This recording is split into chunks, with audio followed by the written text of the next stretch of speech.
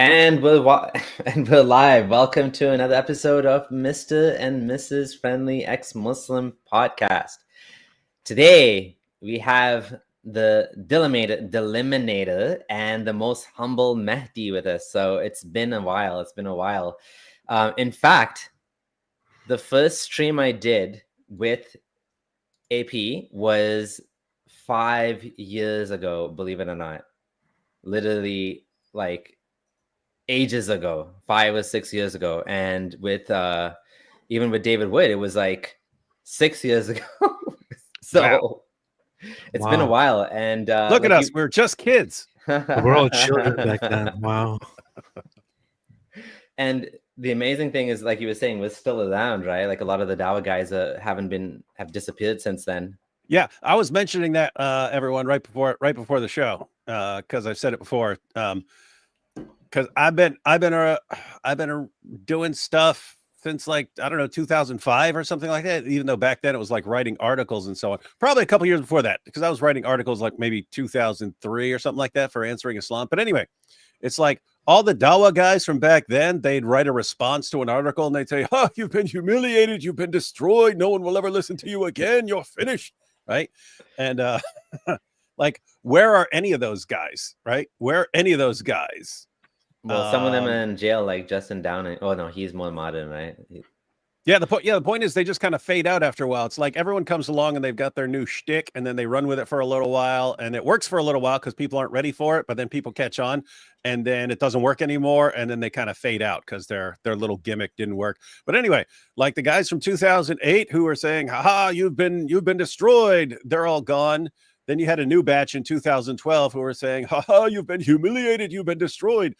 They're all gone. The guys from 2016, "Haha, David, your career is over." They're all gone. I'm still here. And here we were 5, 6, 7 years ago and stuff, doing stuff. The Dawa guys who are around then, they're the ones who are imploding and falling apart right now and being exposed. And so we're all still here. That's interesting. But right now is when, just watch. You're going to get a new batch, a new fresh batch of Dawa guys, a new fresh crop of Dawa guys with some new tricks up their sleeves and stuff like that. And they'll be around for another 4 or 5 years. And you know, the other. Go ahead. You just mentioned Justin. What is it? Justin Downing? Yeah, EA Dawa. Yeah, Khalil Allah something, right? That's kind of wild, right? He was around recently over the last few years, and he was one of the few Muslims that I actually had a conversation with, and that went actually kind of well. And then it turns, and I even published it on my own channel, and I said, "Hey, this conversation was really nice. Seemed to be okay, seemed to be good." And then suddenly it turns out that the guy is just has been abusing his adopted daughter or something at home. Stepdaughter, yeah, and then has been sexually abusing her, and was brought to court and also pleaded guilty and is now in prison. So just to be clear, for like 20 years. Just to be clear, you say you enjoy having discussions with Peter House. I think the guy deleted his channel by now or something. I can't really find the channel. I don't know. Abdullah, tell them how we brought up Justin because of Bobby the other day. His video about asking for money, he's in trouble with something. Right. And then I read one of the comments and somebody was like, "Yeah, these reverts just target single mothers and this and that." And I was like, I showed my husband, I'm like, "Who is this?" I was like, "Do you know who he's talking about?" He's like, "Yeah, I think so." And he showed me this guy's page. Never heard of him, never heard of what he did, but I'm like, oh my God. Yeah, and the other crazy thing is talking about Small World. Huda is a big fan of, David, we discussed with you already on the channel, but AP, Huda's a big fan of you too. Tell him about how you've been watching his channel.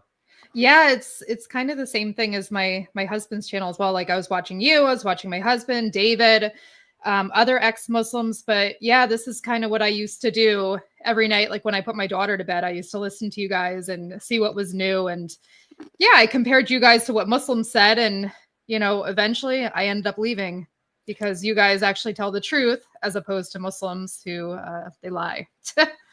That's very nice. Very good. To But yeah, not nice, but dare I say, pretty Islamophobic. You see, you put her to sleep. She watched you every night. Yeah, so so it's good to kind of get back together, and as she says, stalker. So this is the real life meeting of a fellow ex-Muslim. Yeah, so Huda is an ex-Muslim as well.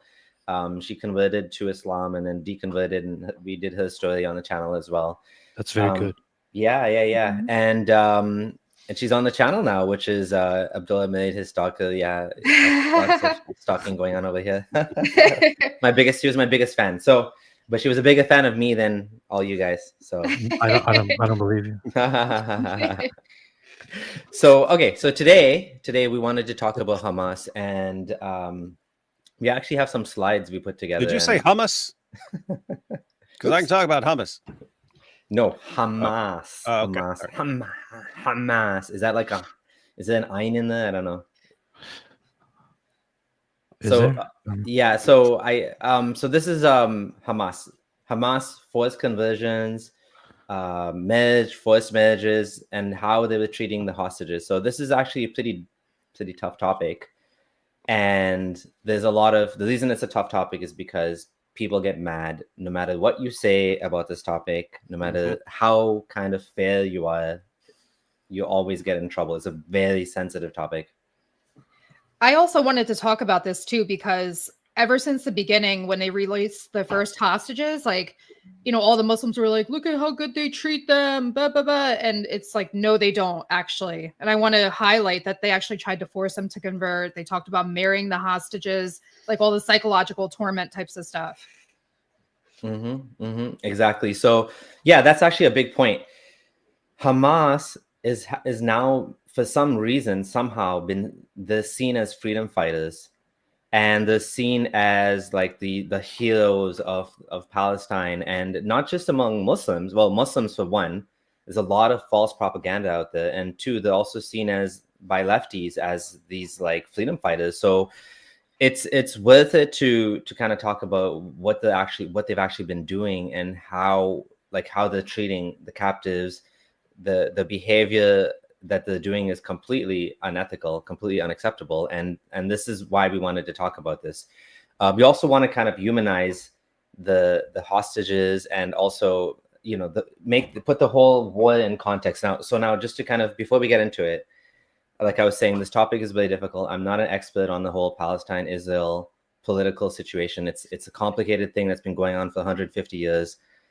And nothing I say is going to, nothing I'm going to say or nothing we're going to say is trying to, belittle the victims of the war, the children that have died, the innocent people on both sides. There's nothing I can say that would undermine the seriousness or the sadness of the real human suffering, right? And so just to give a bit of context about what makes the situation so messy. And the first thing is there's widespread Jewish conspiracy theories in the world, right? In the Muslim world especially. AP, you've talked about this as well, like how in your childhood, you've heard all of these stories about Jews.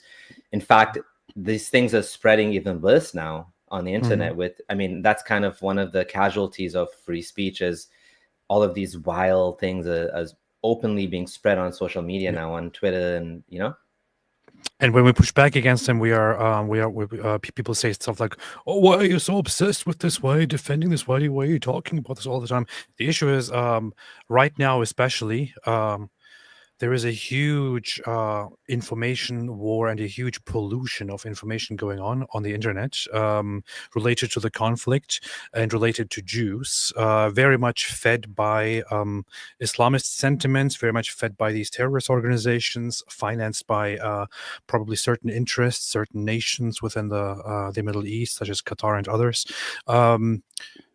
Let's get to Hamas. So Hamas literally is actually an abbreviation and stands for Islamic Resistance Movement. So Harakat al-Muqawama al-Islamiyya.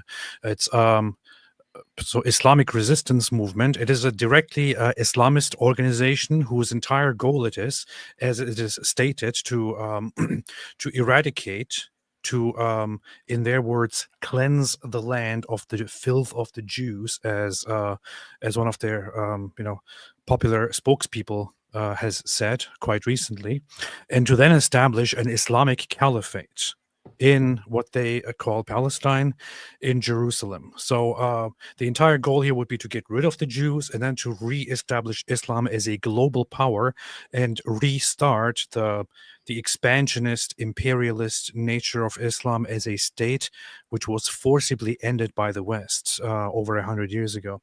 So this is the group that we're dealing with. They call themselves Resistance in order to kind of legitimize it and say, oh, we're just fighting oppression, but they are actually fighting for oppression.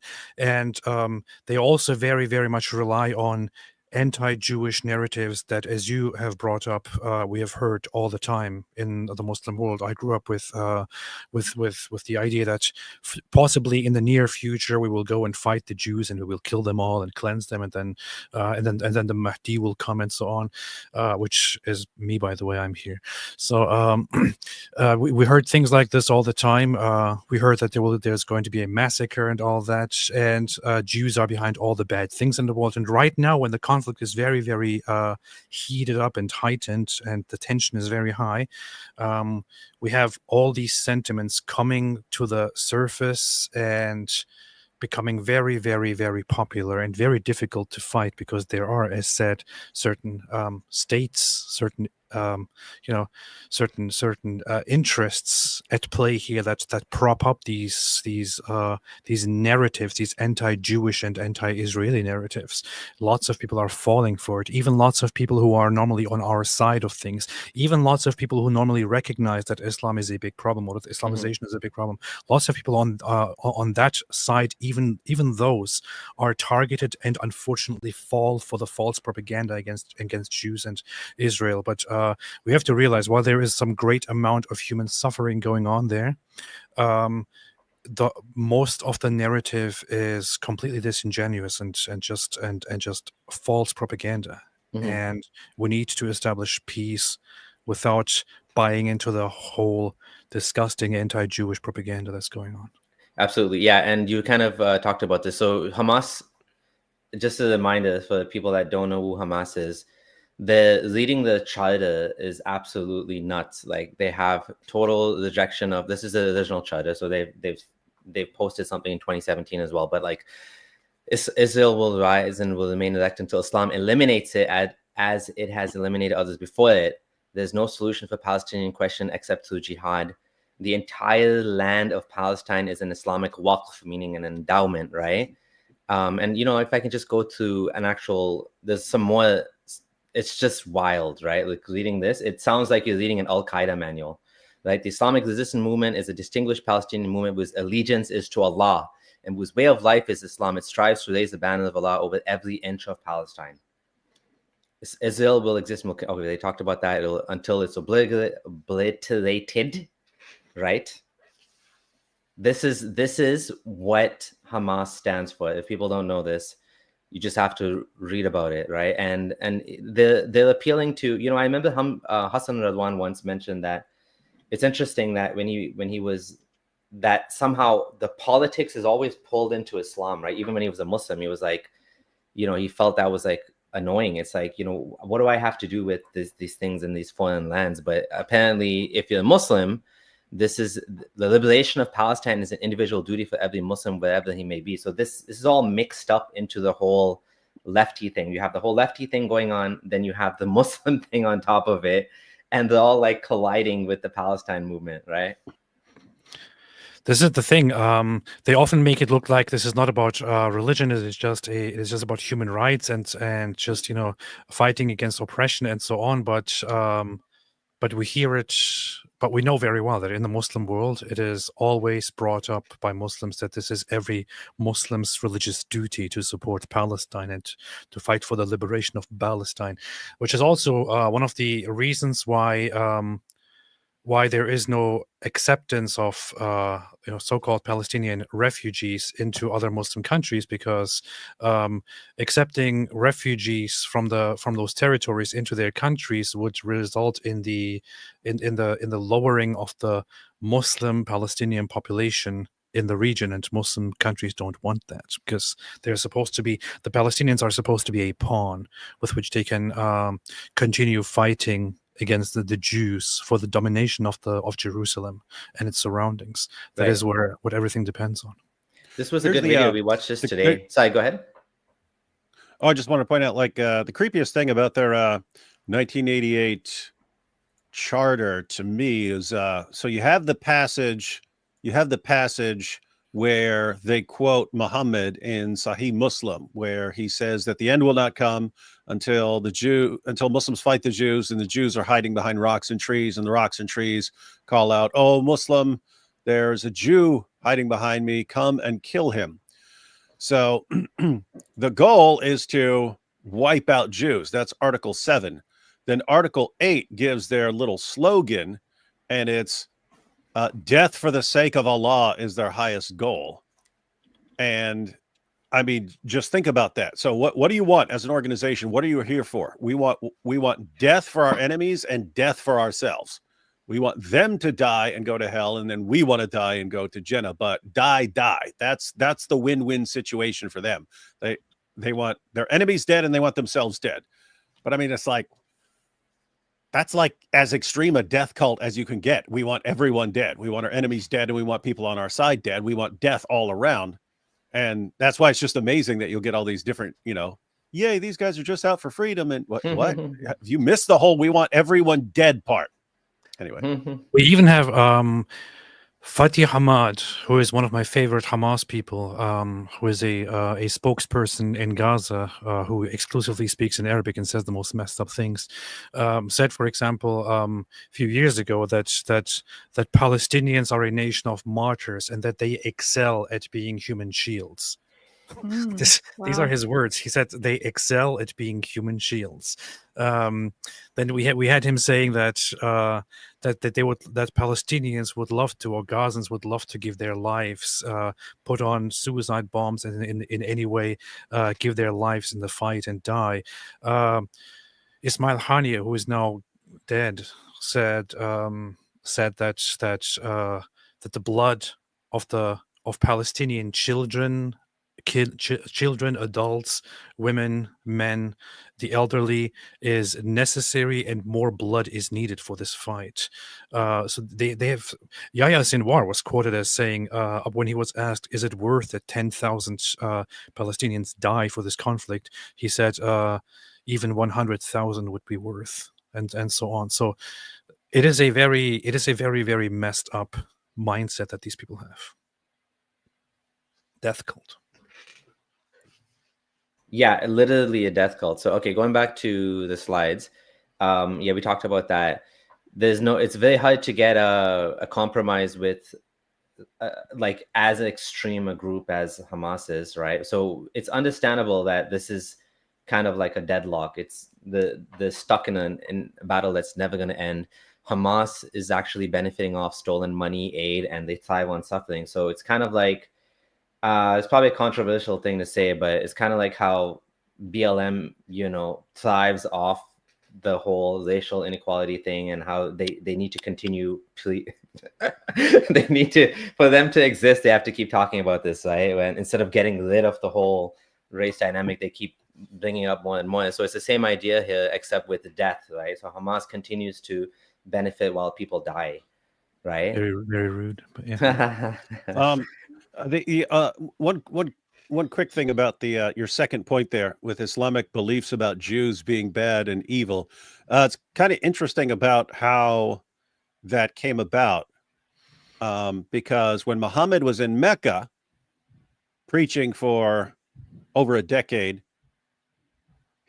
it was basically, hey, this is going to be Muslims and Jews and Christians united against the polytheists, and we're all going to be on the same page, and then it's going to be us against the polytheists. And so during this time, he's preaching, the Christians and Jews, I'm in their scriptures. They know I'm in their scriptures. As soon as they see me, they'll be like, oh, you're the guy we've been waiting for. You're the Arab prophet that we've all been waiting for. And so he tells his followers this for a decade. Jews will recognize him. He's in their scriptures. Then the Muslim community moves from Mecca to Medina, where there are 3 Jewish tribes. And the Jewish tribes are basically ready to laugh him out of the city, right, for claiming that he's a prophet in their scriptures and so on. But he's already been claiming that they know him and they recognize him. So this isn't simply a matter of them not seeing it or missing it or not interpreting passages in the same way. He's supposedly in there so clearly, like just mentioned by name in previous scriptures, things like that. But at least his description, it's so obvious that when they reject him, it can't be because they're interpreting things differently or they missed this somehow. It's they know he's a true prophet and they're lying. They're lying and they know it, which means they're evil and they're actually trying to sabotage God's plans in this world. And so that's why you just have to get rid of them. They've set themselves for evil in opposing the prophet that they know is a true prophet. And they're trying to do away with him. Muhammad's the king of gaslighting. It's not that, you simply reject me. It's no, I'm true and you reject me. You see, you're the liar. It's like they recognize me like they recognize their own kids. Yeah. They know it from their own books. Like, Yeah. And by the way, this is why you have these Muslim sources. And like in the Hadith, they've got these stories about these various emperors and Muhammad sending these letters to these emperors and so on. Hey, you should believe in me. And the Muslim descriptions are these various rulers are, oh my goodness, it's the Arab prophet that we've all been waiting for, that we know of from our scriptures. We know his description perfectly, and this is him. Oh no, what do we do? Oh, let's resist him. Let's oppose him. And so, Muslims who are being told this, they don't know that this is all nonsense, but that's what they're told. It's Jews, Christians, everyone. We actually know this guy's a prophet. We know it. It's as clear as day, and we choose to be on the side of evil, and that makes us evil. Yeah, like some people say that a kuffar means someone that intentionally knows the truth and rejects it. Like, who the hell would do that? Doesn't even make sense. Like, I know. Okay, like so me, I literally know Allah exists. Yet I'm like, yeah, I don't care. What? I don't want it to be real. I don't care. Yeah, it's gaslighting. Okay, so continuing, and then we'll do the super chats. So yeah, we talked about culture of martyrdom, the Hamas leaders living in opulence. Actually, the Hamas leaders are mostly dead now. So maybe I should cross out that point. Well, I mean, if Islam is true, they're, That's a You funny see, living in all opulence. dead is in paradise. You're dead in hellfire. Omar Suleiman said that. Remember that? Yeah. Oh yeah, we made a video about death cult, right? Yeah, What did he say? I don't remember exactly. He said exactly that. He was like, our dead are in paradise, yours are in hell. And, it was just like glorifying death, basically, like Article 8 or 7 that we were referring to. That's funny. That's funny. But yeah, you're right. Although you put it very funnily just now, most of those people are dead. There are some that are still around, that are still alive. Those from Qatar. Tick tock. I don't think they're going to be around forever. Many of the leaders, both inside Gaza and in Qatar, have been taken out by Israel since the beginning of this conflict, and it was kind of awesome how they did it, to be honest. Didn't Al Jazeera, didn't they have something to do with Yahya Sinwar? Didn't they kind of like throw him under the bus? Or was it Qatar? Yeah, there was a tweet about that. Actually, I was surprised to see that. There's a tweet where apparently the claim is that Al Jazeera told him he's being invited for an interview, and that's when he came out. Before he was, I'll see if I can find the tweet. But yeah, I was like, whoa, this is interesting. This is not like well-known news, and it's like way after the fact that this came out. It was on Twitter, so I don't know how true it is, but let me find it. The thing is, there has been a lot of infiltration and spying and helping from within against certain leaders. Even the Hezbollah leader, Hassan Nasrallah, he was killed by Israel after apparently somebody from the inside Lebanon on behalf of Iran was working with Israeli intelligence and informed him precisely where he is going to be at what time, upon which Israel conducted a strike and killed him. So the same thing with Ismail Haniyeh. I think with Ismail Haniyeh there was inside information that was leaked to Israel. They were in waiting, as a result of which Ismail Haniyeh was assassinated. There are lots of people on their sides who really don't like them, so they should probably all be a little bit careful. Yeah, this was a tweet that I was talking about. That was like, Sinwar came up from the tunnel to film with Al Jazeera, thinking he's in control, and didn't know. I don't know if this is true or not, but this is what she was talking about. It's interesting for sure. Going back to like the topic, this is another reason why I want to talk about this. There's been like an overwhelming. I mean, we have a slide on that too about the anti-Semitism, but it's like open pro-Nazism now, right? Yeah. It's just people are not even scared of, like, they're not even hiding anymore the true beliefs about Jews. And she's a fake hijabi too. She's Yeah. We're she's a supposed to. phony. Yeah, we might do a video on this too. She's like selling nudes or something. That story became very, very weird. I saw her face going around, and then she's there. She's doing a Nazi salute on the street, and then next day her name is revealed, and then it comes out that she's actually a non-hijabi who does Snapchat something kind of fuss, or I don't know what. Yeah. I still don't know what is happening. I completely I stopped paying attention at that point, but I'm not sure what's up with that. Yeah, some crazy stuff going on. But just openly hating on Jews now. This is another good, I think, point that's worth mentioning, that, I'm not an expert on politics. I don't know what the solution is going to be, but the state, they gave Gaza to Hamas or to the Palestinians, and ever since then there's been nonstop rocket attacks. I just don't know how can you live in peace with people that continue to do these things. It's like, what's the solution? I don't know what the solution is. It's messy, right? And if you were living amongst people that believed in life instead of death, maybe then there would be a solution. Maybe this could have been, I mean, Sam Harris mentioned this article, could have been like a Singapore with all the aid that they've got, right? Singapore, some people say it could have been like Dubai, but instead it's this like wasteland that continues to shoot rockets and build tunnels and want to kill the Jews, Yeah. And I think it was Douglas Murray. He was pointing out that, like, with all these Hamas guys basically taking all the aid and becoming billionaires and so on, the idea was that lots of smart people in positions of power were okay with that, because they believed as long as these guys are becoming billionaires, they don't want to lay down their lives for the cause. So the idea was, matter of fact, going back to Arafat, okay, this dude is getting rich. Good. The richer he gets, the more he's got to lose, and the less he's going to want to lose it, and he's not going to want to become a martyr or something like that if he's absolutely loaded. And so you get all these Hamas guys becoming billionaires and stuff, and then you find out, nope, actually some of these guys are true believers, and it doesn't matter how many billions they got, they still are ready to die while attacking Jews. So yeah, it's awful. Probably people may or may not know that Yahya Sinwar was actually cured by Israel. He had a tumor in his brain. He was in jail. He was a high profile prisoner of Israel, and they thought, I guess, that if they help him, maybe he would have some kindness back to them or something. It was a big mistake. This guy went on and became the mastermind of October 7th.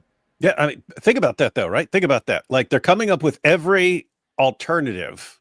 Hey, if we actually save his life, if we start saving if we're saving people's lives and giving them medical treatments to save them, maybe that will convince them not to want to kill us and wipe us out.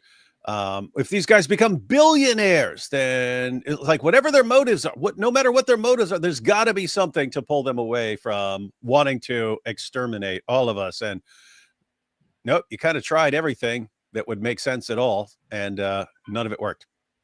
They still want to kill him. The good point is he was in Israeli jail for killing Palestinians. So that's the reason why he was in jail in the first place, right? Yep.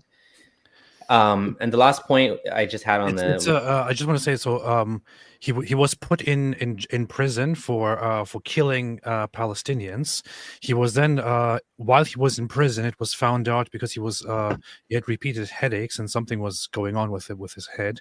It was then found out that he had a brain tumor that was developing and it was growing. So with Israeli taxpayer money, they actually they removed his tumor and fixed his head, and then he was released as part of a deal. And then later he immediately returned to killing people again and to becoming the head of operations for Hamas in Gaza, and was now the mastermind of October 7, which resulted in killing over 1,000 Israelis. It's really, really messed up how these people actually operate. There is no ounce of thankfulness. You can do whatever you want for them, for the people with that mindset in that place, and it turns out they turn around once again to terrorism. It's so crazy. Drew Samantha said he killed the nephew of the doctor who operated him, was killed on October 7th. So that's awful. And the last point I had on there was about this was actually an interesting documentary. Well, it's just 10 minutes, but it was an interesting one we watched today about why does nobody want Palestinian refugees. And he talked about how destabilizing it is to the countries around when these refugees come, and how they start uprising against the government. That's what happened in one of the countries. And so, it's easy to talk, like from America, Canada, to say, flee Palestine, and you have all these, but then the countries that are right there, they don't want to pay. It's easy to talk big, but the actual like refugees and the actual people, like nobody wants them because the problem they create problems for those other countries. Well, we watched another documentary, remember, where every time there was talks about peace, it's like they would have these talks and then go and bomb. They would have talks of peace, go blow up this. Like there's never any sort of like, I don't know, sense from that side. I just wanted to add, like, it's a really really messed up situation. You can see because Egypt is, I mean, you guys have seen the wall between Egypt and Gaza. They do not want people from Gaza coming into Egypt. That's a wall separating Gaza from the Muslim world. They don't want these guys in there. And it's basically because they actually understand. They understand better than Westerners what you're actually dealing with there. And it's just it's a sad reality that when you take little kids from the time they're little kids and you raise them their entire lives and you wire them and condition them that death for the sake of Allah is their ultimate goal, and that's the best thing you can do in life is to die for Allah while slaughtering other people and stuff, it's almost impossible to break out of that. Like you put them in other situations. Matter of fact, the creepy parallel, and I don't want it to be like this, but there is a kind of connection here. But it was way back in the day when Michael Vick, the NFL quarterback, got caught for he was doing dogfights and stuff like that. But they were he was hanging dogs. He was fighting pit bull dogs. They were eventually hanging them and stuff like that to kill some of the dogs and so on. So anyway, so everyone's freaking out. You're killing dogs. You're killing dogs. You're killing dogs. But it's like people understand once you've trained a pit bull to be a fighting pit bull, once he's done, he doesn't get to live a normal life after. He can't. He is a fighting pit bull. He is too dangerous of an animal. You actually kill him. But it's understood. Once you've trained it like that, it is a really, really, really, really, really dangerous animal that is not safe to be around. And it just sucks because human beings aren't dogs. We're capable of thinking, and you hope that people can turn on their reasoning ability and think through these things and re-examine what they've been taught and so on. but there is a sad reality that the conditioning is very, very powerful. And if you've been trained all your life to want to die while slaughtering people, and you want to die while fighting, and that's the best thing you can do, you're not exactly a model citizen if you're put into a different country. You're a dangerous thing. And it's like the surrounding Muslim nations understand you can't just take them over here and they're going to live normal lives.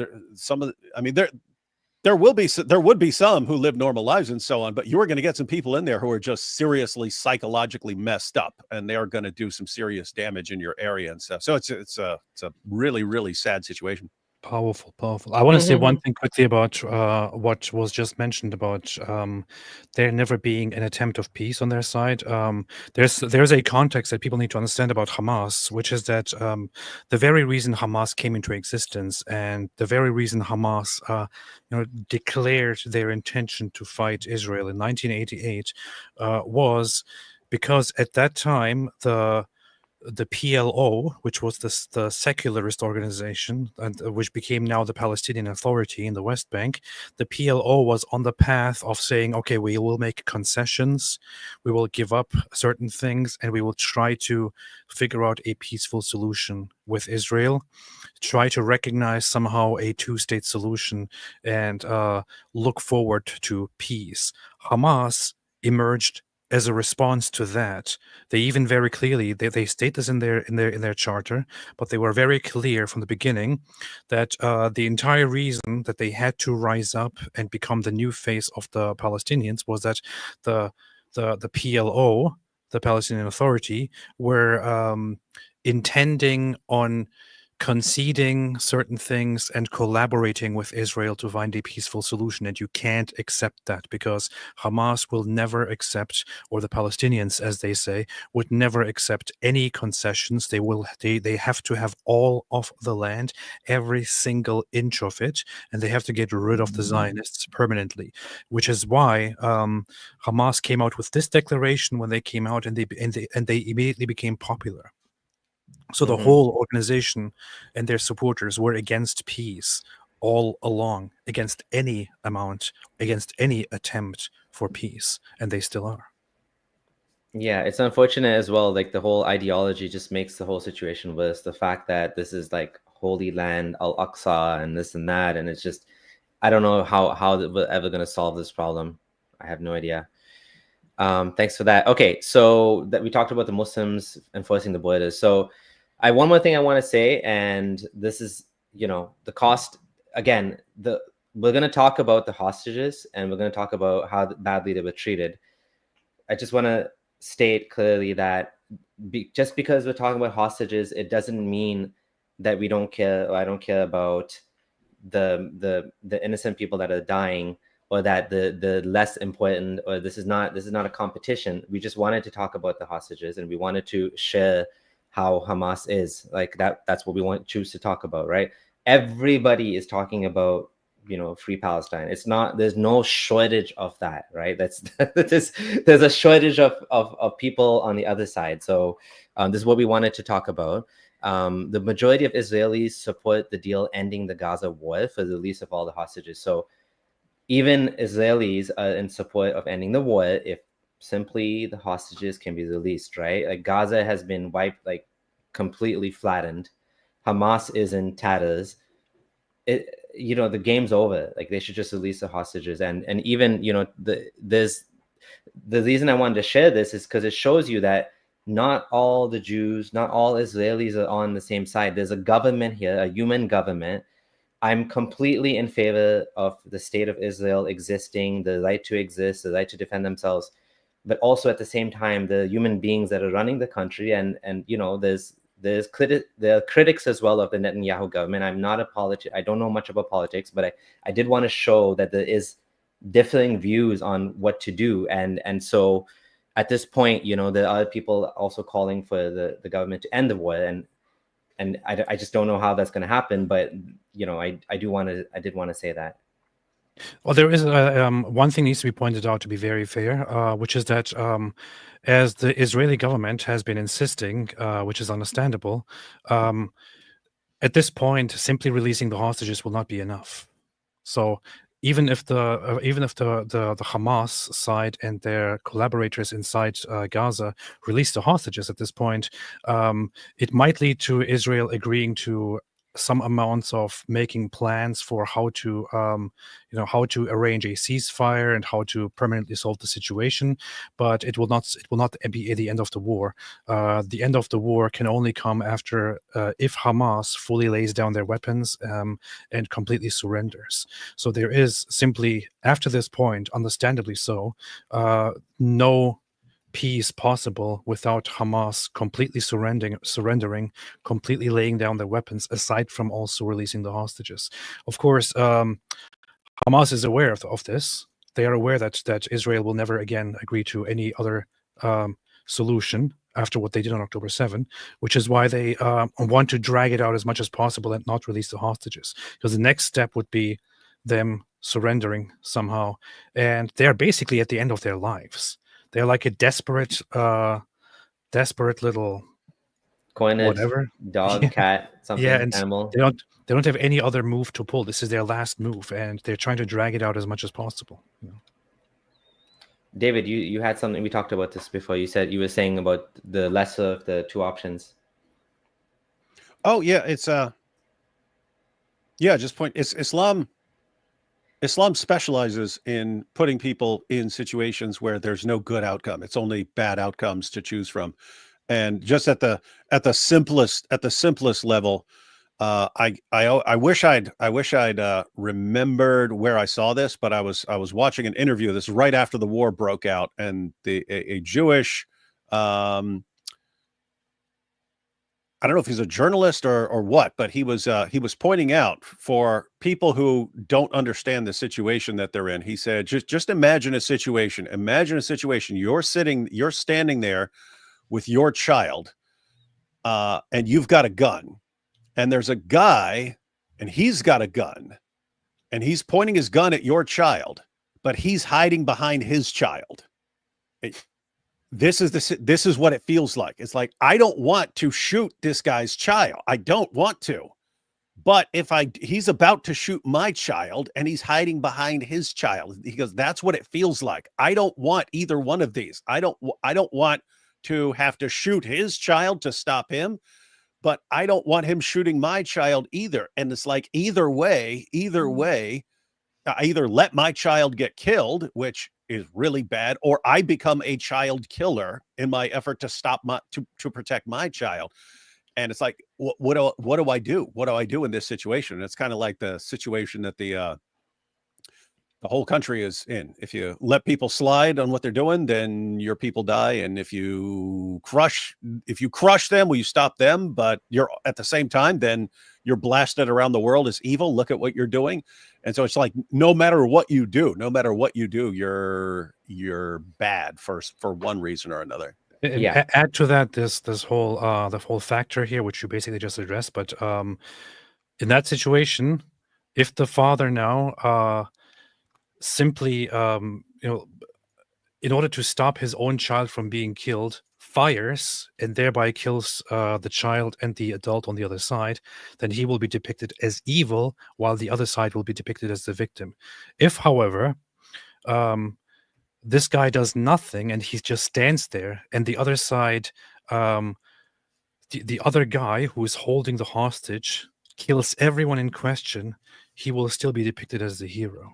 And the Israeli guy will be depicted as deserving of death. This is how wicked the situation is. Yeah, I'd say that's how bad it is. The number of people dead on both sides, I mean, is just massive. 61,000 people plus in Gaza and 1,200 people on the Israeli side. Of course, Hamas knew this when they went along with this. I'm pretty sure they knew this was going to happen. They still did it. They sacrificed basically, I don't know if they knew it was going to be this bad or not, but clearly they went along for the ride knowing this. And okay, we talked about this. There's still 58 people in captivity to this day, and that's kind of the preamble. Anti-Semitic incidents. I don't know how many of these are violent versus like other forms of hate crimes, spitting, harassing, abusing. I've seen so many videos of Jews just going about their days in different places like New York, getting like shouted at and like abused, and attack online, of course, as well. It can be quite scary to be a Jew. And again, it's not, sometimes, someone might say, well, it's better to not be dead. Yes, that it's just because one is bad doesn't mean the other one's not bad. Both things can be true at the same time. Yeah. Look, by the way, look, you see that 4,329 bar there for the far left in 2024. That's kind of like the airtight case for why Jews need a place, Jews need a country where they can defend themselves, right? It's like, matter of fact, Sam Harris said this when he was talking about why he considers himself a Zionist now. He said basically, after the Holocaust, you had this idea for a while. It's like, well, yeah, anti-Semitism. Yeah, maybe there's a little bit of anti-Semitism here and there or something like that, but it's not really a problem. It's not really a huge problem. So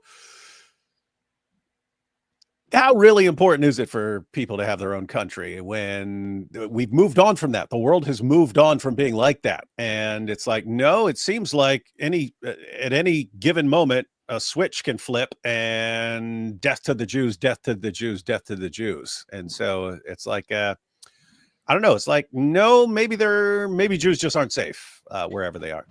There's only one Jewish state in the world, and there's so many Muslim states. And it's the only real thriving democracy in the Middle East. And so, yeah, for these reasons as well, I do support its existence. Okay, just going to take a couple super chats, and then we'll get on to the actual topic. Oh wait, there's just one thing that I want to add here, which is that as much as we talk about anti-Semitism suddenly rising and being coming again to the surface and so on, I think that people generally in the world fail to recognize and should recognize one thing, which is that the primary reason why this is happening, why we are talking about the conflict right now, is that it involves Muslims, and it involves Muslims and it involves Jews. The left in the West is very prone to simply adopt whatever a certain population online that claims to be the victim says. Whatever is popular as a victim narrative is adopted by the left in the West very, very quickly.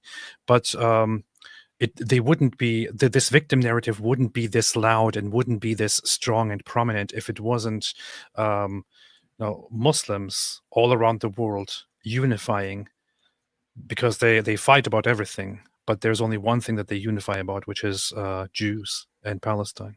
So they come together and they strongly in huge numbers start repeating this message that this is oppression, that they have done absolutely nothing wrong, that this is complete injustice, and so on. And immediately those naive people on the internet and on college campuses who listen to the victim narrative pick that up and start running with it. There are much worse atrocities going on as we speak. None of these people talk about them. They don't talk about the issues in Sudan. They don't talk about the issues in China going on. Everybody has made it their most important concern that the war in Gaza is happening, although it is a defensive war. Israel is not the aggressor here. Israel is actually the defender, as brutal as it might look right now. But they have to just go with whatever the popular narrative is. So this is the Muslim aspect needs to be recognized of it. It is because of the high number of Muslims around the world and the high number of people who will play the victim in the situation that we suddenly have all the attention on Israel and all the attention on Jews. It's not just people becoming randomly anti-Semitic. True. That's a good point. Yeah, that's the whole history of Islam, and the conflict that Muhammad had with Jews is playing out and has become immortalized forever and ever under Islamic teachings. And unfortunately for the rest of the world, this is going to play out forever and ever. So yeah, good point. Okay, gonna go through some super chats quickly, and then we'll get on to the actual topic. Ultra, G Block, we was G Block. A lot of super chats from Ultra. Thank you, Ultra. How can anyone hate juice? It's delicious. I know. I think Ali Dawa makes me sick more than hijab. Thank you for that. That's a tough one. Vadim says, much love to Sheikh Yabudi and Abdullah Shaitan.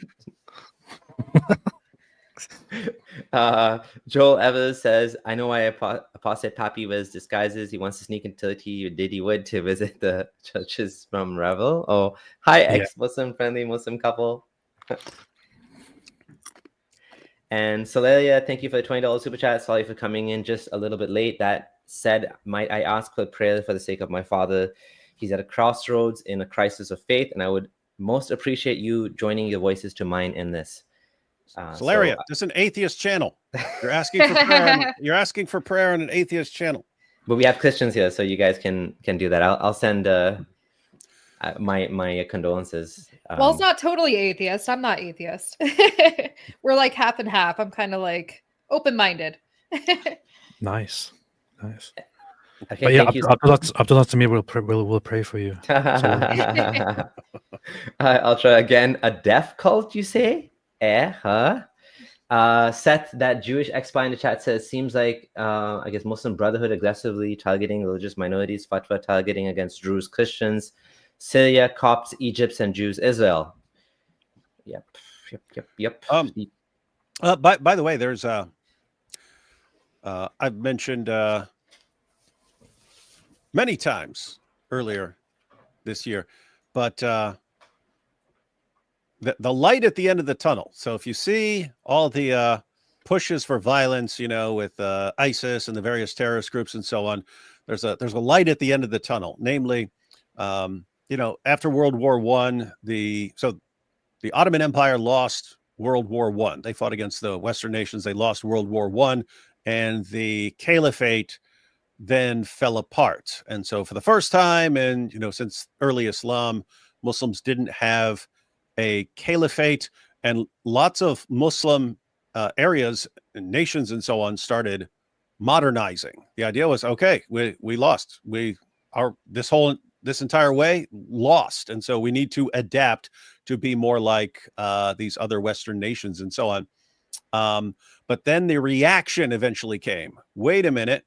Maybe the reason we lost is not because actually we're wrong or we have an inferior position. Maybe Allah is punishing us for not being devout enough.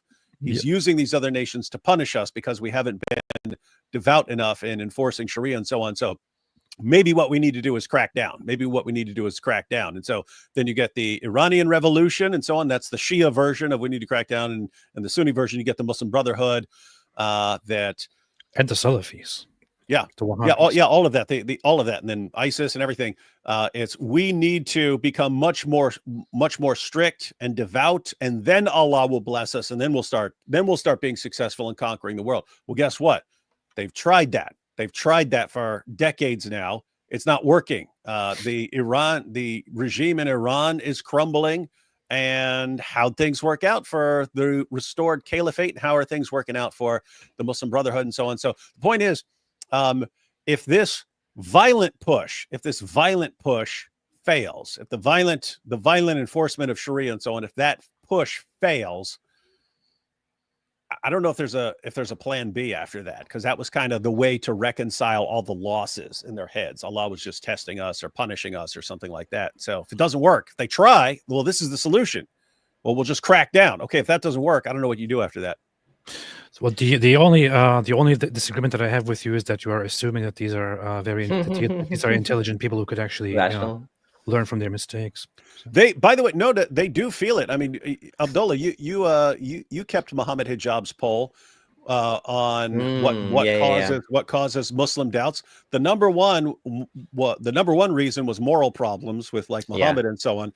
But another, I think it was 20% was weakness of the ummah. Yeah. So it does bother them that wait a minute, if we read our sources, what's supposed to be happening? We're supposed to dominate the world. Islam is supposed to grow and grow and grow and become stronger and stronger and stronger until it dominates the entire world. Okay, well, it was expanding for a while and now it's just not strong and everyone else is stronger. And this just isn't the way the world is supposed to be. And it really bothers them. Good memory. Yeah, like if you think about it, Saudi, the birthplace of Islam, look at the direction they're going. and like all these Muslim countries have peace with Israel, like what's happening in the Ummah right now is getting more and more desperate for the Islamists, because that's a good point. Like it's actually seems to go in the opposite direction. Saudi Arabia still indicated, after everything that we have gone through, after the entirety of this war, they still indicated that they're pretty much looking forward to somehow normalizing relations with Israel. So it failed. The plan failed. Yeah, the Hamas plan.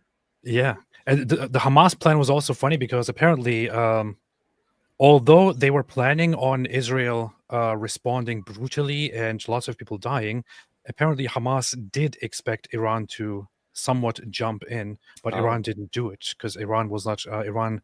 They apparently had internal disagreements over the organization and when Iran said would be the right time to carry out an attack and when not. And apparently Hamas was expecting really Iran to jump in. Hezbollah was expecting Iran to jump in, but Iran didn't because Iran has its own problems going on. I'm going to go super fast to the rest of the super chats because we definitely we prepared some content here. I want to go through it. Huda spent some time putting this together. Thank you, Noam, for the super chat as well. We talked about that. WTF, YouTube, why would you hide the stream from me? Thank you, Marsh, for the super chat. And again, another super chat. Melissa managed to annoy the F out of me. One, those polls are completely BS. I guess that's the anti-Semitism poll that you're talking about. That's probably this one right there. Oops. Yeah, that one. They write the questions like kids, leaving the nuance out of it. Ehud Olmert is a weasel. He had balls. I'll give him that. But he's a corrupt politician who simply wants to remain relevant and shush his 2009. Okay, I guess the second half of his message wasn't a super chat, but I'm sorry, I'm rushing to get through these. Celelia, those include one more super chat. Thank you as well. Yes, indeed, I'm aware of the alignment of those who are on the channel. However, I'm glad to have been proven correct in my belief. They'd be gracious in the attitude and receiving my request. Of course. Thank you, Celelia. By the way, we don't say F here. This is a Christian channel now. So last spicy ramen. I just caught Abdullah adopt the Dawa voice. You see, I know it's not the topic at all, but blessed Ascension AP. Oh, hi, David and Mrs. Oh yeah, Expressum. Blessed feast day of Ascension. Indeed.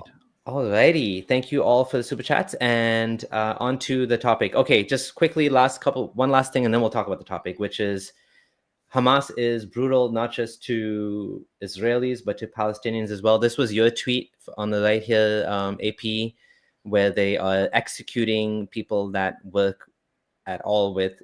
So actually, do you want to just explain it? Yeah, so I actually saw that as I was going through Gaza Now's posts.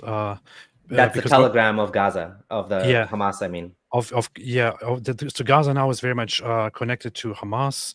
They're Hamas's media voice, and I was wondering what they said and how they reacted to the killing of the two diplomats in Washington D.C. recently, and they actually very much they celebrated it, they loved it, and glorified it. And then as I was going there, I saw that just on that day they published some Hamas correspondence here. So apparently they caught 11 people inside Gaza who were accused of collaborating with Israel in various ways, such as informing on Gazan civilian families and their terrorist activities, or attempting to tell the IDF where hostages are hidden and things like that, for which Hamas found these collaborators and brutally executed them. So this is what they do to their own people as well. This kind of reminds me of the whole conflict when I was a Muslim that some people had with Yasser Qadi working with the US government against ISIS or against terrorism, where he had a khutbah where he said very clearly, we need to work with the government, and if you know anyone that's involved in any sort of terrorism, call the FBI or whatever, right? Like, basically he was encouraging Muslims to rat out anyone that was going to harm America. And there were some people that considered him like a traitor to Islam for doing this. So there's this weird thing among some Muslims that they almost have like, it doesn't make any sense. You live in America, but your allegiance is to Allah above the country, which is bizarre. but again, they're like proud of that. Like we're proud of the fact that our allegiance is to Muhammad and Allah over our own countries, which is terrible, right? Like, how can you? I mean, not all Muslims are like that, and thankfully, American Muslims, I feel like on the whole, are better than some of the other ones, but because they're like well, kind of like meshed in. But there are people that believe in the UK, US, and other countries that they live among these non-Muslim governments, but they actually the allegiance is not to the government or to the country at all. Yeah, it's very, very common. We know it's very common. Hey, Abdullah, do you ever know? You ever have a discussion with Farhan Qureshi at any point? Yeah, he's a good friend of mine. He's on my WhatsApp. I talk to him all the time. Hey, so I knew Farhan. I knew Farhan when he was a Muslim. I debated him when he was a Muslim. Nabil and I both did. But when I first, this might be good to recap at some point, because this is a long time ago. I don't remember when this is. This is maybe 2005 or something like this. But it's after Nabil became a Christian, and we met. And Farhan was seemed significantly more radical back then. But he was working with, I don't even know if it was it Homeland. I don't know if it was with Homeland Security or something like that, but he was an imam, and he was working with the government in like kind of searching for radicals who are going to do terrorist attacks and so on. And I was asking about this, really? So you turn in your fellow Muslims and so on if they're going to do something and so on. And his reasoning was, yeah, because these terrorist attacks are just going to set more people against Islam, and that will interfere with the reestablishment of the caliphate. So if we want to reestablish the caliphate, we need to stop the terrorists. And I'm thinking, like, these are the guys that the government is picking. So anyway, it reminded me like Yasser Qadhi, right? Because Yasser Qadhi does not have good intentions for the United States or for the world. But he's the sort of guy who, no, I believe the terrorists will cause problems. Therefore, yeah, we got to stop the terrorists so that we can eventually get our caliphate back. But yeah, because I don't think I've ever talked to him about that. But that's when I first met him. That's what he was like. And then and then eventually left Islam and so on. But it'd be fun to talk to him about that someday. Actually, the good old days. I'll get him on the channel, get you on the channel. We'll talk for sure. Yeah, he's Hindu now. He's very spiritual and not. Really? That's interesting. One of the few. It's I think it's more common like over in India. If someone leaves Islam, Hinduism is like an option for people in the area, especially if they had converted to Islam from Hinduism. But yeah, very rare for someone in the United States to leave Islam and say, you know what, Hinduism is a religion for me. Yeah, he's very much aligned with the whole like spirituality, Advaita Vedanta, like non-dualism and mindfulness and all that stuff. So really, really like him. Anyways, he's a cool guy. Okay, so yeah, we talked about that. All right, now on to the topic. Huda, you want to talk about this? And Yeah, so as I said before, I've always had an interest in learning about the hostages and like what kind of conditions they lived under, because when you go on Twitter or any other social media, Muslims are always saying, look at how they were treated, like all those propaganda videos when they're, being released. And I'm just always thinking, life couldn't have been good at all with Hamas. I highly doubt that. So I did a little bit of digging. And I found it interesting that Hamas had actually tried to convert some of the hostages who were with them. And this guy in the middle, Keith Siegel, he actually did convert under duress, but it wasn't like a true conversion to Islam. So we have these three individuals here that I wanted to talk about: Moran, Stella Yanai, Keith Siegel, and Noga Weiss. So do you want to go to the next slide? I want to quickly say something about... Oh, actually, she's right here. No, continue. Sure. Okay, I just want to give a little background. So she spent 54 days with Hamas. She was kidnapped from the Nova Music Festival. She was there to sell her handmade jewelry, and she attempted to escape Hamas twice by saying she was Arab. At first, they believed her. She tried to hide in a potato field, I believe, when they actually found her the third time, and they just took her. So she was captured and taken to Gaza. And she lost 12% of her body weight in her hair while in Gaza. And she broke both of her legs and suffered hearing loss. And a lot of these injuries these people suffered from they didn't get treated until they were released, like 54 days, a year later, over a year. So this is one of the hostages that was harassed almost daily to convert to Islam. So I am pretty much familiar with her. I know people who know her personally. I could have gotten in touch with her to interview her and all that, but I am very much under the impression from what I've heard that she's not very she doesn't really want to talk about what happened to her in there. Understandable. And I also didn't want to really bother her with that kind of stuff. But I just encourage anyone who has doubts about hostages, Israelis, or them, to listen to her. She has publicly spoken a few times and also had public discussions with opposing sides. She's a wonderful human being, a wonderful person, with no ounce of resentment and no ounce of hate against the very people who held her hostage and abused her in ways that she doesn't even want to describe. From what can be understood, the abuse went from regular mental abuse to physical abuse to also sexual abuse. But she has to this day said that made some implications, but refused to talk about it, just with tears in her eyes. I encourage everyone to just listen to her a little bit. She's a fantastic human being, and is a great advocate now for the other hostages. But she did endure some really, really bad stuff, from what we can understand. I want to buy some of her jewelry. I looked it up. Actually found it. Anyway. Oh, nice. Okay, cool. I didn't know she sells jewelry. I'm gonna go to a little bit of the article just to read what happened. She said that one day around midday, me and two other hostages sat in the room, prepared for any scenario that may arise, when suddenly I heard Abuha multiple times. Hearing that repeated phrase, which means her father, she began listening more carefully until one of the captors approached and started asking questions concerning her father. She said the captor asked her, "Does your father love you?" To which I replied, "Of course, more than anything." He then asked me, "And what would he give in exchange for you?" I asked him what he meant, and he said, "How much money would he give in exchange for you?" Stella then reiterated to the terrorist that her father would give anything for her to return.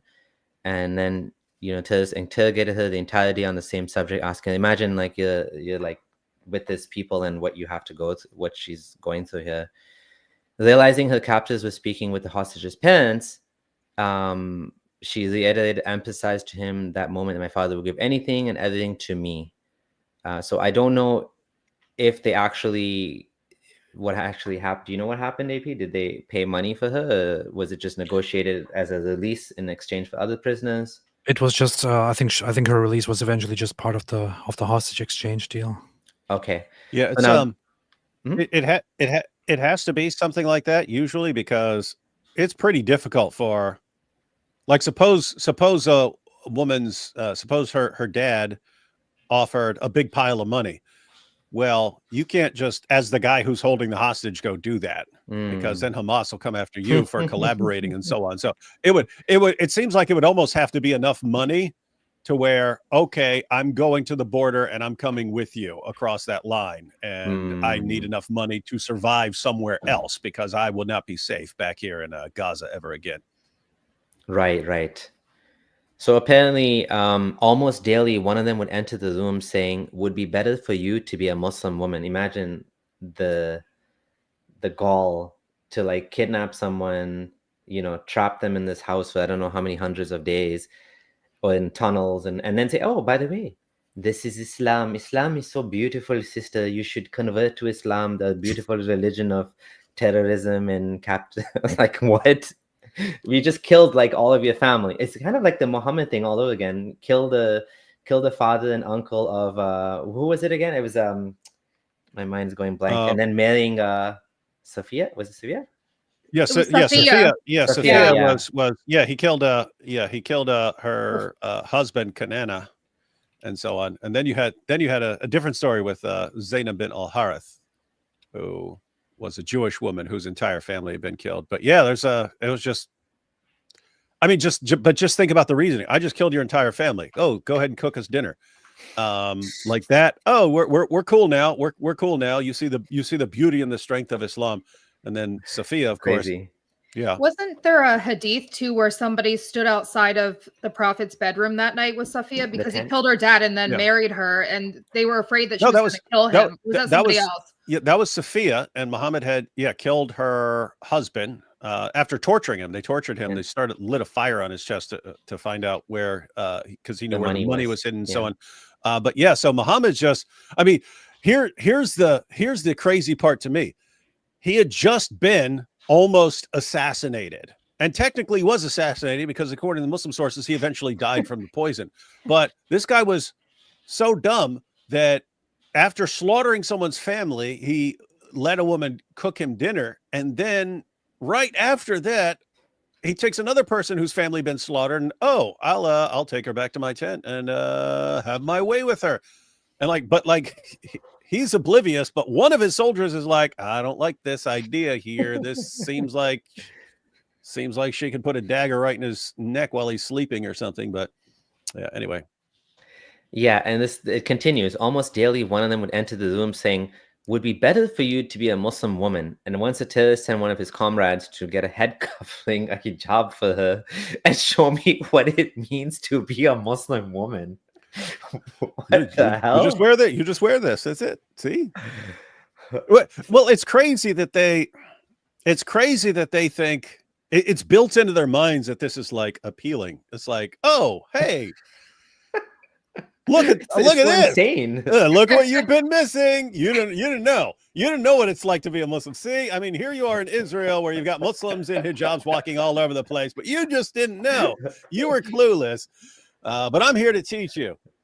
The insane part is also she was on October 7th. She was at the music festival, right? While people are celebrating, partying, having fun, and she's at the Nova Music Festival where nearly 400 Israelis were brutally murdered by these bastards who came down and started randomly shooting at people, torturing them, raping them, setting them on fire, taking hostages, and so on. She was one of the hostages taken on that day, and she was there to, I think, sell her jewelry and all that, while also having fun. And from that environment, as such a person, open-minded person, she's then taken to Gaza as a hostage while her friends and family and all other people are killed. And she's then said, she's then told, how about you just convert to Islam, put this hijab on, become a Muslim? Hijab, yes, there's all the killing and rape and bloodshed, but I mean, come on, look at the hijab. These people are just beyond insane, man. This is not normal human behavior. I don't know. I'm just like stunned at it's just crazy. Yeah, absolutely crazy. I always think of these lefties, that they convert for Palestine because of Palestine. It's like she actually spent time with these guys and she's like, hell no, right? I mean, obviously Islam is not that convincing when you actually spend time in the real deal, Yeah, and it actually reminds me. It's nowhere near the same thing, but for some reason it reminds me of like when they have to release some hostages, and they do this little thing on stage where they hand them certificates and stuff, right. like you graduated from being a hostage, and they're celebrating. It's like, does that make sense in your heads that like I want a certificate from being a hostage? Like, but it's like, okay, we know you guys are violent and that you want to slaughter everybody and stuff, like, but do these things actually make sense in your head? Like, hey, let's have the graduation ceremony for this hostage that we've been holding for 15 months. I mean, that's a very deliberate and clear humiliation ritual. Yeah. Which is why they do that. But it's so vile that they even gave dead bodies the basically kind of certificates. Oh, wow. And also when they presented the bodies of the family that was taken captive and entirely murdered, the woman, the Bibas family and the children, they did a whole victorious ceremony of carrying their coffins and playing victorious music and putting documents and some propaganda material into their coffins before handing them over to Israel, to the families. These people are completely sick. You know what And I it's- was wondering? Like, maybe you could answer this, AP. Like, I've been wondering, they have all these like banners and like, they get them custom made and stuff. It's like, where do they get these things from when the whole city's been like leveled, right? There's like nothing there. Like, who's purchasing this stuff for them? All this propaganda material. Well, the thing is, despite much of the propaganda about what Gaza looks like, much of the Gaza Strip still has parts that are completely functional. You still have entire cities that are totally functional. You have safe zones where lots of stuff was transferred to, where things still function. But more importantly, you also have Hamas establishing an entire underground tunnel network. According to different descriptions of people who have seen the underground tunnel network, it is a whole underground city that they established down there in the tunnels, with where they have all kinds of means to survive for, I don't know, for many years, and just continue existing as a functioning society. Of course, it's only for the terrorists, not for the civilians. Only the terrorists are supposed to live down there, but they have things like that set up, and they also have, of course, smuggling business with civilians who are in on it, and so on. There's a lot of wickedness going on. Okay. Right. So just continuing what she said, after they said her captors would bring a Quran to read verses to her, demanding she praise God and saying, if you convert to Islam, we will release you sooner. As a woman, yeah, here's a Quran. Like, you don't know anything about Islam, I'm gonna give you a Quran and read it to you. How much more can you make someone hate Islam? Like, you capture this person, now you're gonna connect it to the religion. Oh my God, it's. I have some embarrassingly dumb. advice for Muslims who want to spread Islam to Jews. The one thing that probably is least likely in working is trying to impress Jews with the Quran. So please don't do that. Just from what I have, from how far I have experienced Jewish culture and scholarship and all that, that's the last thing that will impress them. So it's probably a very stupid idea. As a woman, my biggest fear is being sold, that someone will forcefully marry me and I'll have to convert to Islam, Stella emphasized. She further stressed the entire experience was traumatizing to the family. And that's kind of the end of it. I'll just read the last thing. When his father began receiving the ransom messages, he went into shock. He received a picture of his daughter and is told if he didn't pay the money within an hour, they would start killing us one by one. I try to imagine my father in the situation, being told that in an hour they'll kill your daughter if you don't send money. I think about my father and what he goes through in his mind. It could break his heart. My parents experienced trauma no less than I did. That's true. Well, I mean, what's crazy is, hey, wire me a bunch of money. You don't know if he's actually you don't know what they're going to do. Like, you don't, these Hamas to some extent has to keep its agreements and so on, because in order to make future agreements, you have to have a track record of honoring your agreements and so on. An individual just saying, hey, wire me money or this will happen to your, how do you know that person keeps any agreements? Yeah. True. Are they saying this happened between the individual captor, not like Hamas was not involved? This was like literally like the captor, the one that was holding her that was doing this? Is that your understanding? Oh, that's what I thought when you were talking about it. So you're saying this was from Hamas? That's what it sounds like, yeah. Yeah, I don't know. Like her captor, like somehow it sounds like there was communication there between these guys and, somebody that, in the government, in the Israeli government, who was speaking with her family. That's probably how they got word of this, right? But they're not gonna do that. It's the same thing with ISIS, with the journalists and the other people that they executed. It's like, you just don't negotiate with these people. You don't send them money because, like David said, you don't know what they're gonna do. Mm-hmm. Yeah. What happened to her? She both of her legs were broken. Is that when they captured her at a music festival? I think so. Okay. Yeah. There was a video going around of her captivity. You can still find it when she was, I think, chased into some rural place, and then eventually ended up in some little ditch or something with these two scumbags recording a video and talking about her as our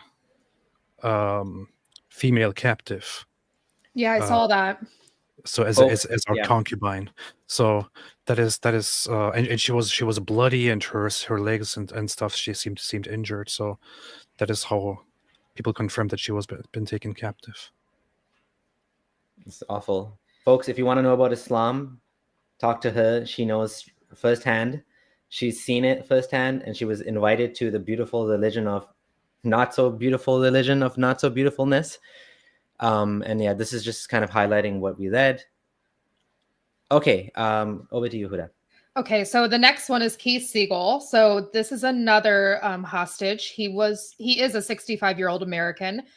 He was captured from kibbutz along with his wife, and he was shot in the hand. And this is one of the captives that was there for 484 days. And again, he lived in these deep, deep tunnels where it's hard to breathe.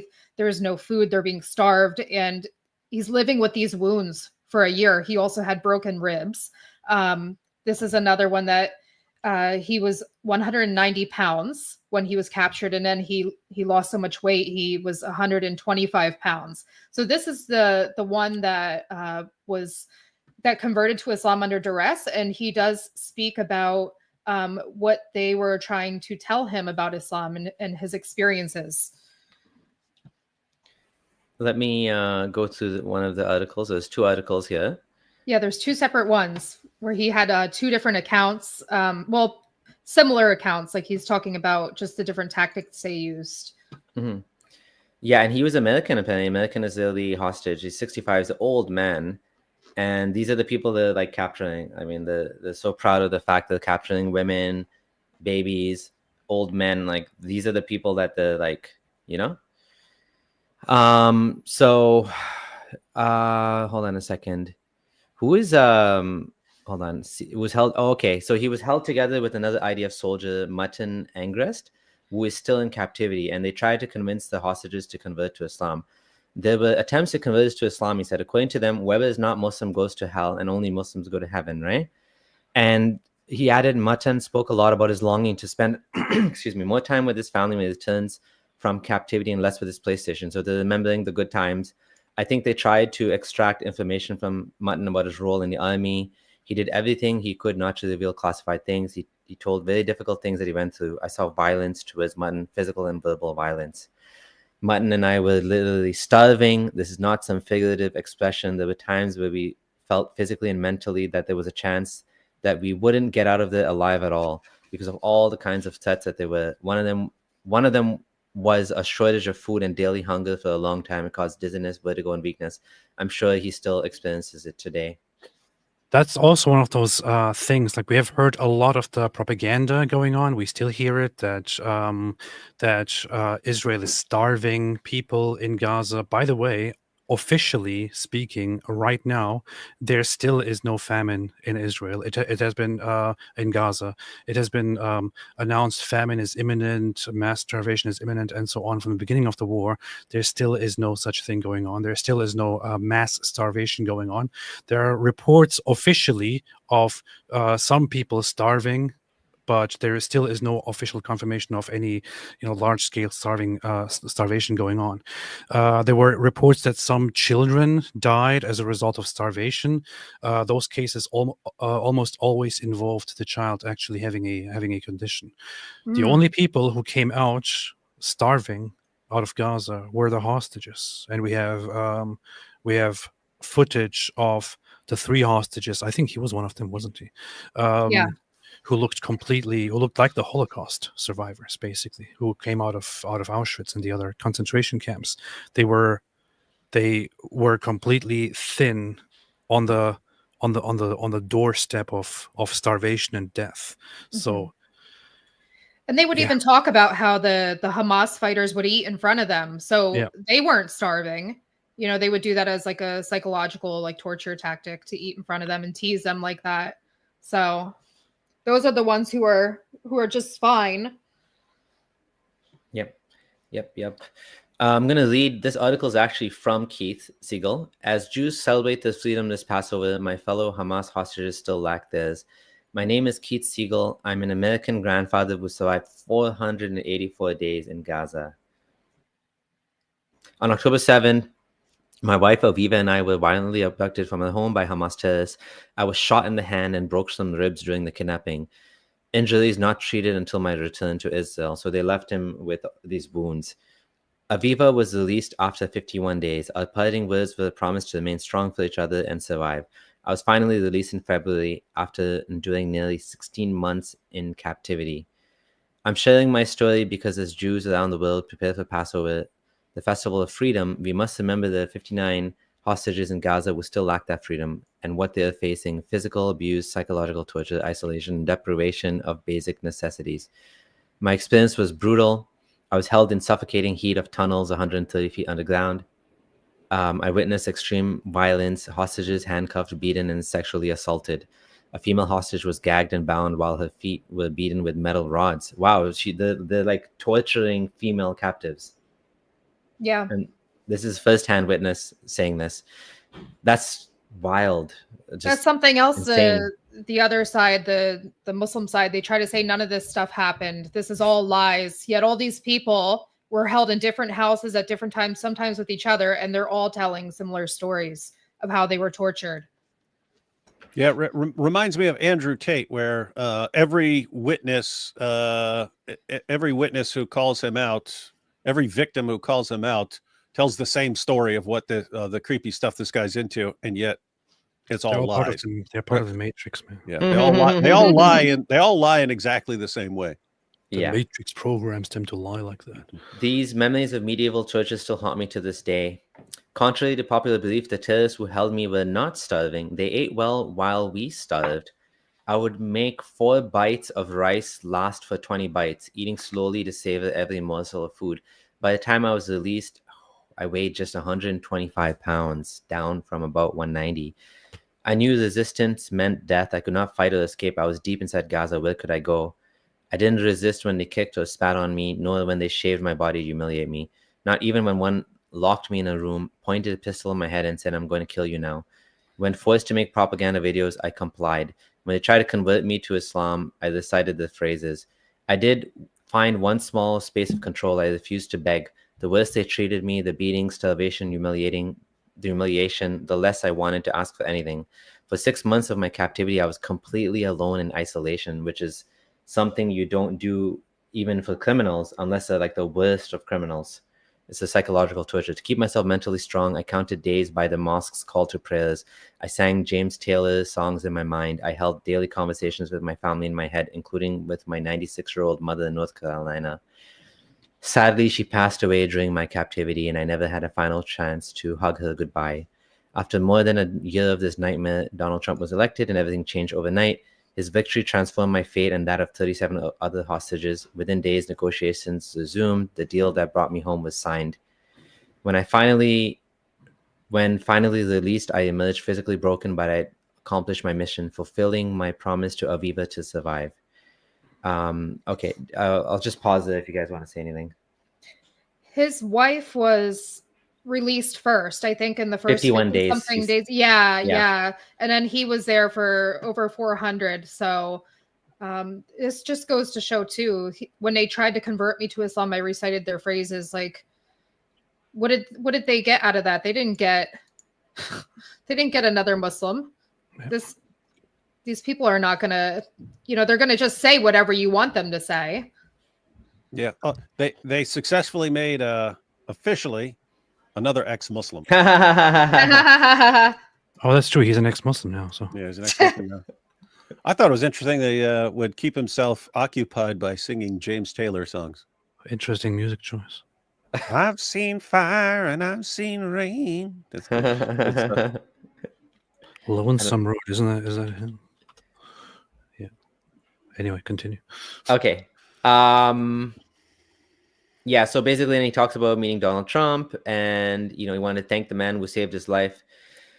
And he said, I saw a genuine determination to finish what he started and bring everyone home. I don't know if that doesn't seem to be going so well, but other hostages released during the deal, like me, have described the dire conditions faced by those still in captivity, chained in filth and squalor in tiny tunnels without air, light, sanitation, food, or water. Every day, another day of unimaginable suffering. I think constantly of Matan, however you say it, who spent weeks with me in captivity before he was separated. He was just 21 when captured. How is he surviving now, so many months later? Does he still have that spark of hope in his eyes? Or has it dimmed after watching hostage after hostage being released while he remains? Mutton and others need America's continued pressure to bring them home.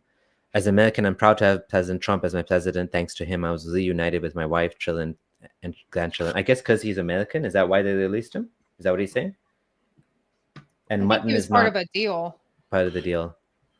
Well, Donald Trump put pressure on them, as a result of which also hostage deals came into being. So he might just express happiness for that. You Mhm. know. So we cannot. Yep, go ahead. I just going back to, so according to everybody who's pro Hamas out there and all of that stuff, is this the definition of being treated good? Because they all say this, they were treated well, nothing happened. Is this what being treated well is? Being starved, beaten. Is that what the good treatment of captives in Islam means? What they will tell you is that these are Jews and they're lying, of course. So you can't trust them. Oh boy. Yeah. It's awful. Okay, so this is just kind of sharing the same thing again here. We talked about this. Okay, on to Noga. Yeah, so this is Noga Weiss. She was abducted from her home in kibbutz along with her mother. She was captured as well. And her sister, she has two other sisters who actually hid in a safe room for 12 hours until the IDF got to them. So they were fine. Her and her mom were in Hamas captivity for 50 days. And interesting, she was also held captive with the woman that we spoke about earlier, Moran Stella Yanai. And I just thought this story was very interesting because this is just another horrifying trauma that came out of this. And there were some other women who spoke about this as well. We're not going to have time to talk about them today, that said that these Hamas fighters actually approached them for marriage, tried to marry them. This one came to her within 14 days of being captive, and he tried to talk to her mother about marrying her, and he had a ring for her, and he said she was going to stay there in Gaza and never leave and have his kids. So yeah, she said, asked how she responded. I pretended to laugh so he wouldn't shoot me in the head. Her mom didn't respond that way. Her mom, I mean, the story that was told about the way her mom reacted, I was like, oh my God, her mom is brave, because she stood up to him and she got nasty with them. She was like, no, you're not going to marry my daughter. I don't approve of this. And, you know, I mean, look at the risk she had for acting out like that, because they would beat you, even if, you know, their personalities, their mood would change all the time. They would laugh with you one minute, beat you the next. So her mom was pretty brave to stand up to them like that. Yeah, it says she was moved between various homes throughout her captivity, each time dressed in hijab and told to hold the hand of the captor. Very haram, not supposed to be touching women. So onlookers would assume they were married and not Israeli hostages. They brought cards first to play with, and I told myself I'll play with them and do whatever they want as long as they don't shoot. The moods changed so quickly. One minute they played with us and laughed, the next they'd come in with a gun. You always had to please them, right? And then there was another story you found, which I guess we're not going to share, about how should I share it on I don't know if it's kind of bad. That one's really graphic. Yeah, so I guess we'll just, do you want to just summarize? I won't share it. We'll just It was the Mexican hostage, right? She talked about how they would watch her. They would often just, or she woke up unclothed, surrounded by Hamas fighters. Mm-hmm. So there's stories like that out there of this type of violence happening. Yeah. Yeah, it's awful. There is one who very early on, she was one of the early on released ones, who talked about how she also was sexually used by them, by one of those guys who pretended to be good to her, and all that, who had forced her to do things in the bathroom and all that. So when his wife was away, and I know that there is a lot of, to my information and knowledge, they have gone above and beyond the Israeli doctors and psychiatrists and psychologists to, as soon as they receive the hostages, to talk to them and get as much information as possible and to comfort them somehow. But they also get information from they also get instructions from the Israeli government to not publicly say certain things.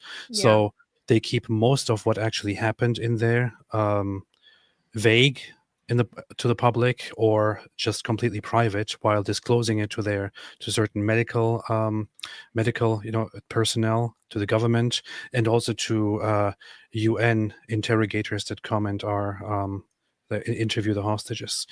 So, and they do that for certain reasons, to protect the remaining hostages from being mistreated or in any other way harmed or endangered.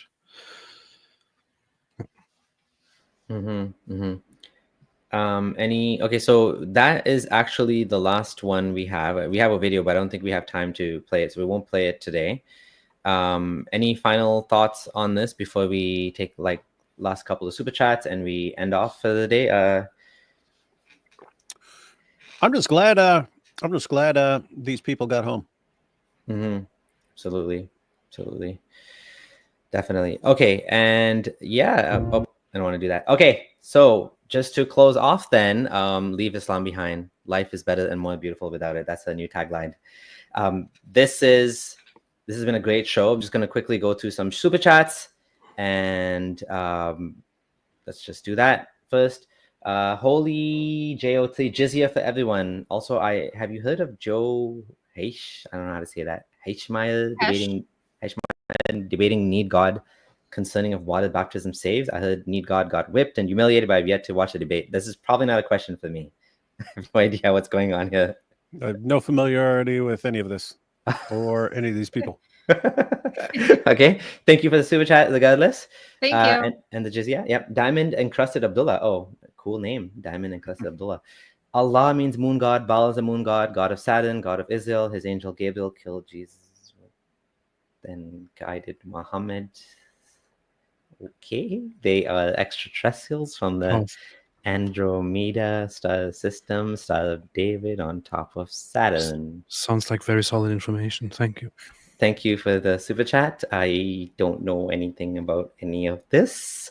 Noam, today one hostage revealed that her best friend got injured in captivity. They took her to Shifa. Is that a hospital? And the doctor just, what? Yes. You guys know about this? I don't know what this means. Shifa Hospital. Yeah. Oh, she was so badly off that they did euthanasia. Is that what he's saying? No, it is a hospital in Gaza. That was very much in the past associated with Hamas directly. No, he asked if it was euthanasia. They just killed her. They just killed her. They just killed her. Yeah. Oh my God. Wow, nice hospital there. Yeah, that's awful. Thanks for sharing that. It's a Hamas Kadron M OT Redwan. Did you hear about Shlomo Finkelstein? Shlomo Finkel. He was released from prison today. Really? That's a troll guy who is in Germany. Who does interesting content. Thank you for super chat. The cat lady. A vid this week shows Gazans break into Hamas storage full of aid, food, and Hamas open fire. People stir. Why is Hamas holding food? How's the IDF's fault? Yeah, I saw something about that. Do you guys know about this? I actually saw a clarification by the person who broke the story, which was that it was not a Hamas storage, but rather a World food thing storage. So it was the food was stored to be set to distribute it in the north of Gaza, but then apparently some people started breaking into it and just looting the whole place, and then shootings and fightings break out. I don't know. Yeah, there's a whole controversy about them lining up to get food, which I don't really understand why lining up is a problem. It seems like that's how you do it in an orderly fashion. but apparently that's also genocide. Yeah, it's a weird situation where people are just going to complain no matter what. So, Netanyahu posted a message about this. He said, okay, here's the situation. You guys are saying just let all these aid trucks come in. Hamas takes them for themselves, and then they sell things to people to take all their money, hiking up the price. So the aid doesn't actually go to the people you want it to reach it. So in order to make it so that the actual people can get the aid, we have to have a system in place where it's nice and organized and the people are safe from Hamas. And anyway, but if you do it that way, where you keep it super organized and stuff like that, then you're somehow bad that way too. It doesn't matter what you do. You're bad. I saw lines like that in Turkey back then. I guess Turkey was going through a genocide. I don't know. All right, final super chat. David Kazashi, thanks to you again. You Islamophobes are talking about this, but not about that night 1400 years ago when a man was brutally written by Al-Zut. Where are David Wood and AP to condemn this? That's true. Good point. Very good point. Alrighty, yeah. So that was it. I want to thank you guys again for coming and joining the two of us. Thank you. Yeah, this was a really tough topic, like I said, but I think hopefully we did it justice. Huda, any final words from you? Yeah, I love this stream, and I'm so happy to have all of us together, especially AP, because he's passionate about this as well as I am. So yeah. Thank you. I'm glad we talked about this, and I'm glad to see that we can get this conversation going, despite all the controversy and the backlash that people like to give about this kind of stuff. And thanks to you, to both of you, for organizing this, and no thanks to David for joining. Any final words, David? Yeah, I'll just point out to everyone who's watching that if you're not signed up to support Mr. and Mrs. Friendly Ex-Muslim on Patreon, they are in kind of a transitional phase to see if this can be if full-time content creation is an option. So definitely want to sign up to support them if you can. Oh yeah, thank you so much for saying that. Yeah, sorry, AP, you're gonna say something? No, I was just gonna say good point. I just wanted to add, like, I also agree and wanted to say something, although I'm not really saying anything. Yeah, no, definitely appreciate all the people that joined the Patreon, and we're definitely trying our very best to see how this goes. I don't know if it's going to be sustainable or not doing this full time, but we're giving it our best shot. You guys know how YouTube can be. It's up and down. Yeah, that's how it goes. But yeah, all right. Thanks everyone. And thanks for considering joining the Patreon. If you haven't joined it, do join it now or join the YouTube membership. It's most appreciated. And that's it. This is Mr. and Mrs. Friendly Ex-Muslim signing out. And also we're going to be joining AP and just David. You're going to be there too, right? Oh yeah, we're live tonight later at the usual time. Yeah. Alrighty, all right. We'll see you all there. All right. All right. Bye everyone. Bye guys.